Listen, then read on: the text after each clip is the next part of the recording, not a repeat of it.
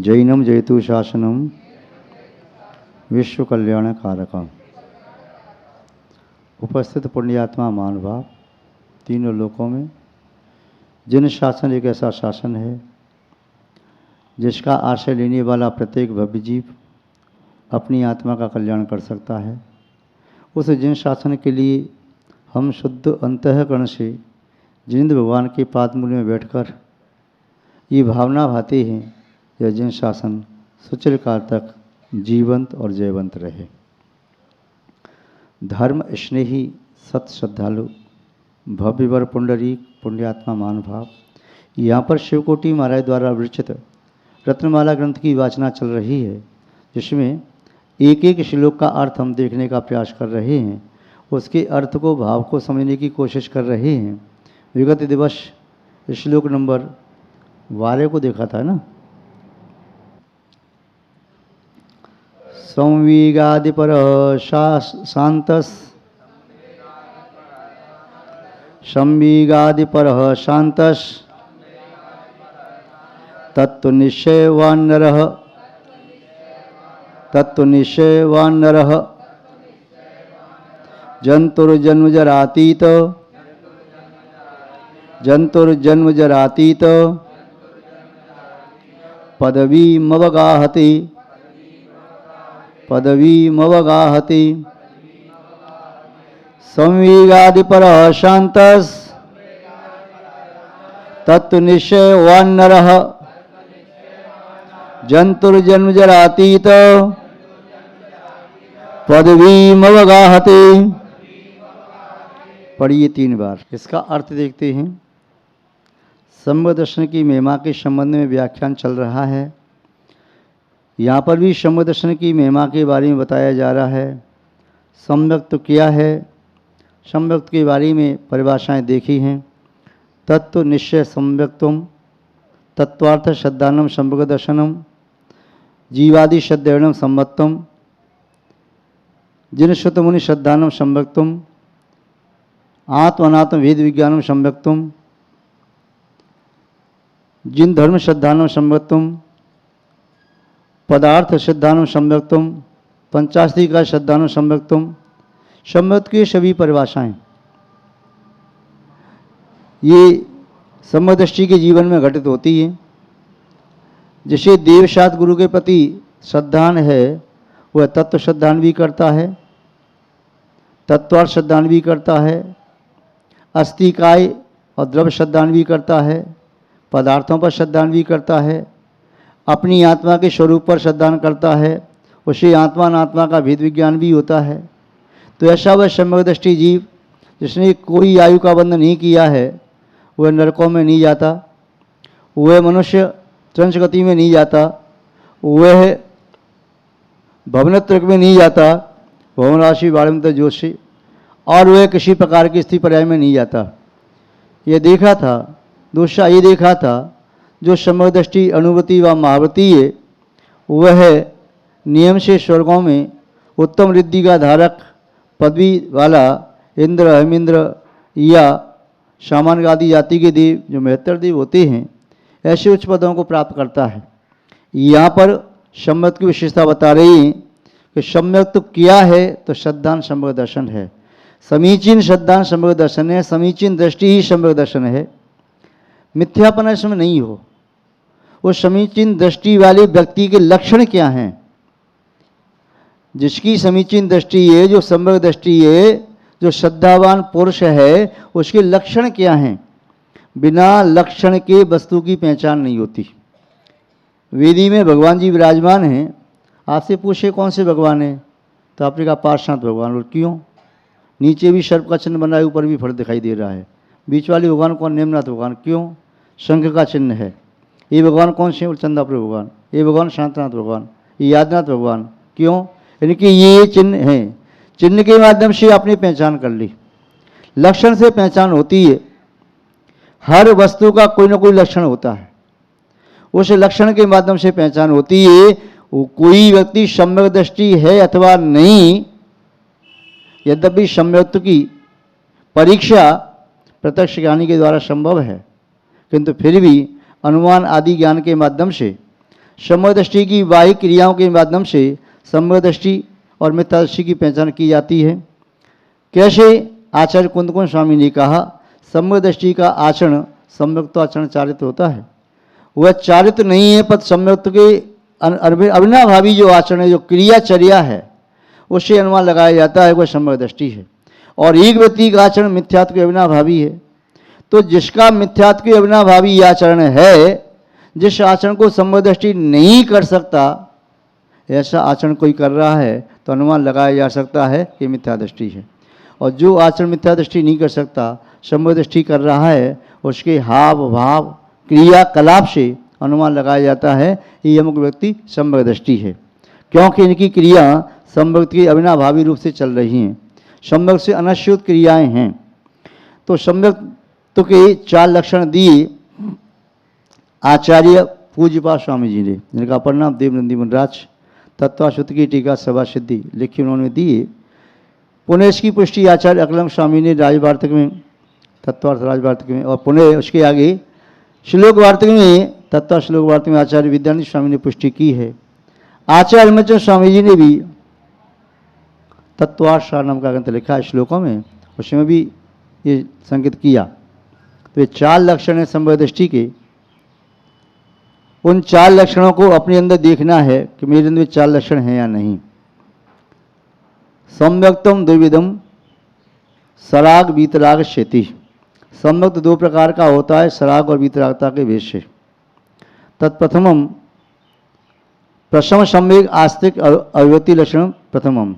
जो पहला सम्यक तो है प्रशम सम्यक अनुकंपा आस्तिक, ये 4 लक्षण अपनी आत्मा में प्रकट हुई तो हम सम्यक दृष्टि हैं, और 4 लक्षण प्रकट नहीं हुई तो फिर संदिग्ध अवस्था है। ये 4 लक्षण हमें अपनी आत्मा में देखना है, दूसरे की आत्मा की समीक्षा नहीं करना है, हमें दूसरों की परीक्षा नहीं करना है, कौन सम्यक दृष्टि कौन मिथ्या दृष्टि। जो जैसा भी है वह उसके लिए है, उसके सम्यक दृष्टि होने से मुझे लाभ नहीं, उसके मिथ्या दृष्टि होने से मुझे हानि नहीं। मेरी हानि और मेरा लाभ तो मेरे स्वयं के मिथ्यात्व सम्यक्त से है। यदि मेरे परिणाम निर्मल हैं, यदि मैं यथार्थ में अपनी आत्मा की साक्षी में, भगवान की साक्षी में मैं अपने परिणाम अच्छे रखे हुए हूँ, तो दुनिया पूरी मिल जाए तो मेरा बाल बांका नहीं कर सकती। और यदि मैंने अपने परिणाम बिगाड़ लिए तो पूरी दुनिया मेरा भला करना चाहे तो भला नहीं कर पाएगी। मेरा भला तब तक संभव नहीं है जब तक मैं अपना भला न करूं, अपना भला न चाहूं। मेरा बुरा तब तक संभव नहीं है जब तक मैं अपना बुरा न करना चाहूं। इसलिए ये प्रशम संवेग अनुकंपा आस्तिक ये 4 लक्षण हैं। हमें ये 4 लक्षण कहाँ देखनी है? अपनी आत्मा में। कहाँ देखनी है? दूसरों को नहीं देखना। अरे महाराज जी इसमें तो लक्षण है ही नहीं, ये तो मिथ्या दृष्टि है, इसमें लक्षण नहीं है। वो कौन कैसे दृष्टि वाला है उसका हुए जाने।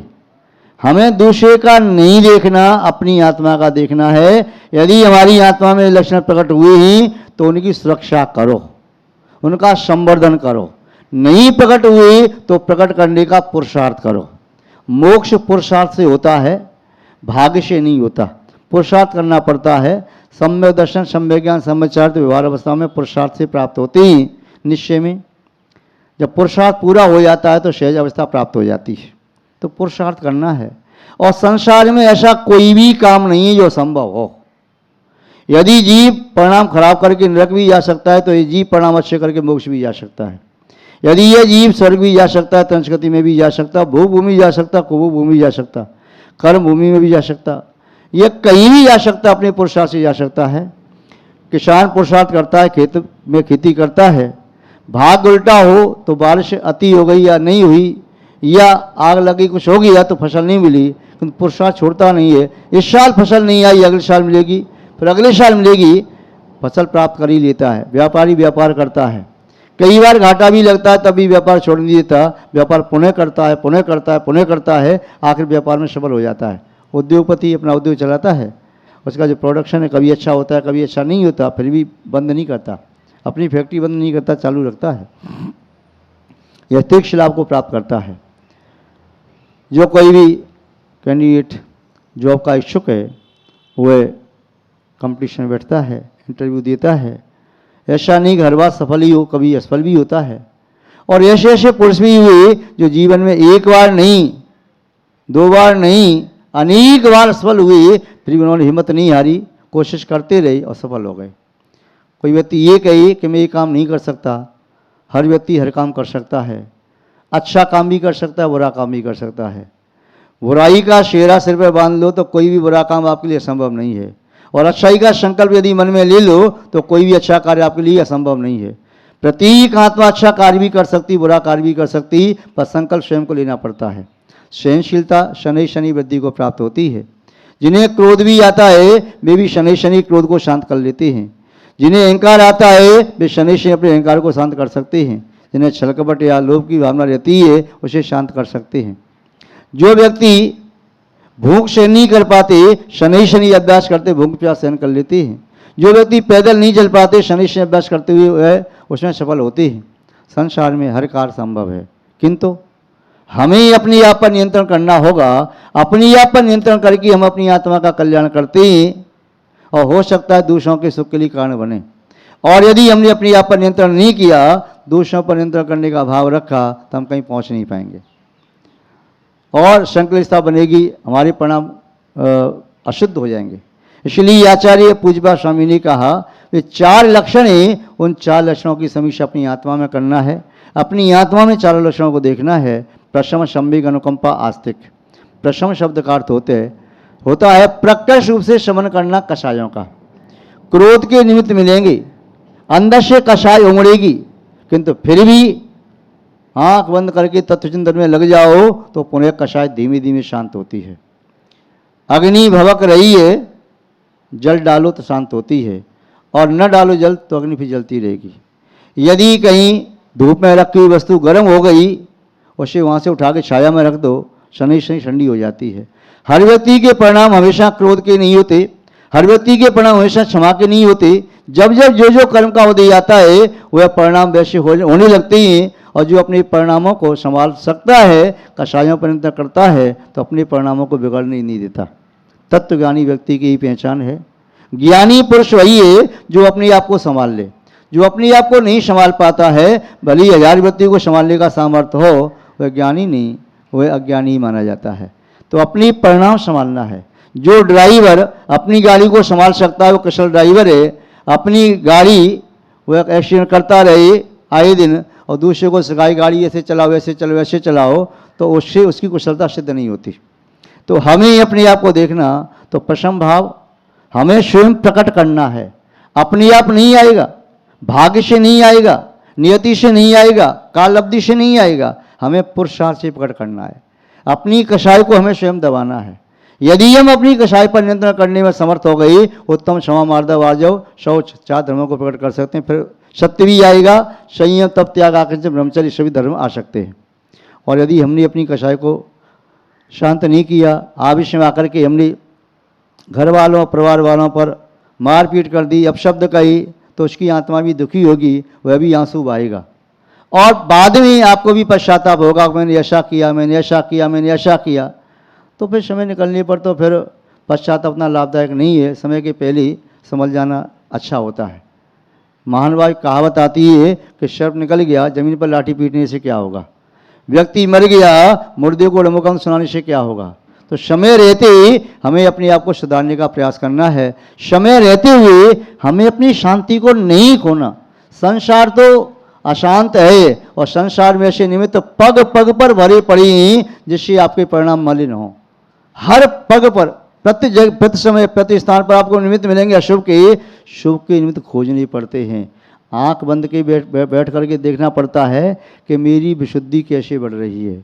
मेरी विशुद्धि पूजा करने से बढ़ती है, स्वाध्याय करने से बढ़ती है, अभिषेक से बढ़ती है, शांत धारा से बढ़ती है, या जाप लगाने से बढ़ती है, या तत्व चिंतन से बढ़ती है, या चित्तों का चिंतन करने से बढ़ती है, या संबोधन से बढ़ती है। मेरी विशुद्धि कैसे बढ़ती है, अपनी विशुद्धि को स्वयं जान सकता हूँ, और मुझे अपनी विशुद्धि बढ़ाना है।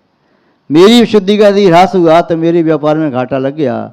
दुनिया के व्यापार में यदि लाभ हो रहा हो, मुझे मेरे व्यापार में घाटा हो रहा है, तो मैं हानि ही कहलाएगी। चाहे भले ही मैं अनेक व्यक्ति के व्यापार में लाभ देने में निमित्त बन रहा हूँ, किंतु स्वयं के व्यापार में घाटा है तो घाटा है।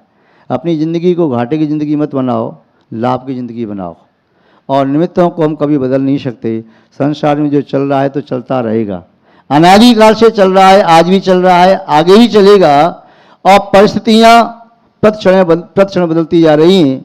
कल जैसे आपको बताया था कि जमाना रंग बदलता है, हर पीढ़ी नई पीढ़ी आती है, नई सोच लेकर के आती है। आज से 100 पीढ़ी पहले भी उनके सामने नई पीढ़ी आई, उनकी सोच अलग थी। आपकी पीढ़ी के सामने सोच अलग थी, आपके बाद में पीढ़ी की सोच अलग, आज की पीढ़ी की सोच अलग, आगे आने वाली पीढ़ी की सोच अलग। सबके अलग अलग सोच है, सबके अलग अलग प्रारब्ध कर्म पुरुषार्थ सबके अलग अलग हैं, एक जैसा नहीं हो सकता।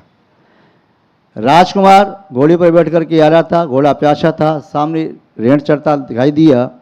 उसने घोड़े को पानी पिलाना तो चाहा, किंतु रेंट की आवाज़ आ रही थी, घोड़ा पीछे हट जाता।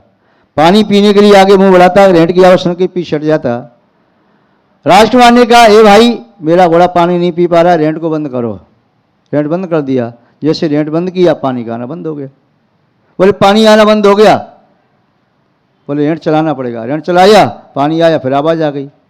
तो घोड़ा आवाज़ आती है, पानी पीना नहीं चाहता, और जब आवाज़ बंद होती है पानी नहीं आता। संसार भी यही है, संसार में रेट चलता रहेगा, चलता रहा है, आगे भी चलेगा। हमें कल्याण इन्हीं परिस्थितियों में करना है। तीर्थंकर प्रभु हुए उस समय चौथे काल में भी परिस्थितियाँ ऐसी थीं। किसी भी काल में एक समान स्थितियाँ कभी होती नहीं, क्योंकि संसार के प्राणियों के सबके कर्म अलग अलग प्रकार के होते हैं। तो उनके कर्म के उदय आते हैं, उनकी प्रवृत्ति और उनकी निवृत्ति उसी प्रकार से होती है, उनकी वृत्तियाँ वैसी होती हैं, और हम अपनी वृत्ति को संभालने का प्रयास करते हैं। इन्हीं 24 घंटे में, इन्हीं परिस्थितियों में आज साधु तपस्या करके लोकांत भी हो सकता है, और इन्हीं परिस्थिति में वे अपना बिगाड़ करना चाहे तो देव दुर्गति को प्राप्त कर सकता है। इतना ही नहीं, यदि चार आदि से भ्रष्ट होकर के, समुद्र से भ्रष्ट होकर के नरकायु का बंद करके नरक में भी जा सकता है। सब कुछ अपने पास में है, अपने हाथ में है। तो हम अपने पास में जो रखा है, अपने लिए अच्छे से अच्छा क्या हो सकता है, पहले हम अपने लिए अच्छे से अच्छा सोचें, करें कि मेरी आत्मा के लिए अच्छे से अच्छा क्या है, मेरी आत्मा के लिए श्रेष्ठतम क्या हो सकता है। उसके बाद में दूसरी आत्मा के बारे में वह दूसरा व्यक्ति सोचेगा, मेरी आत्मा का हित मेरी आत्मा के अलावा अनंत जीव भरे पड़े संसार में कोई नहीं कर सकता, और दूसरे की आत्मा का हित वही आत्मा कर सकता है, मैं नहीं कर सकता, इत्यादि सोच करके तो प्रशम भाव को बार बार जागृत करो। कषाय के निमित्त मिलेंगे क्रोध का, मान का, माया का, लोभ का, उन कषायों को दबाओ।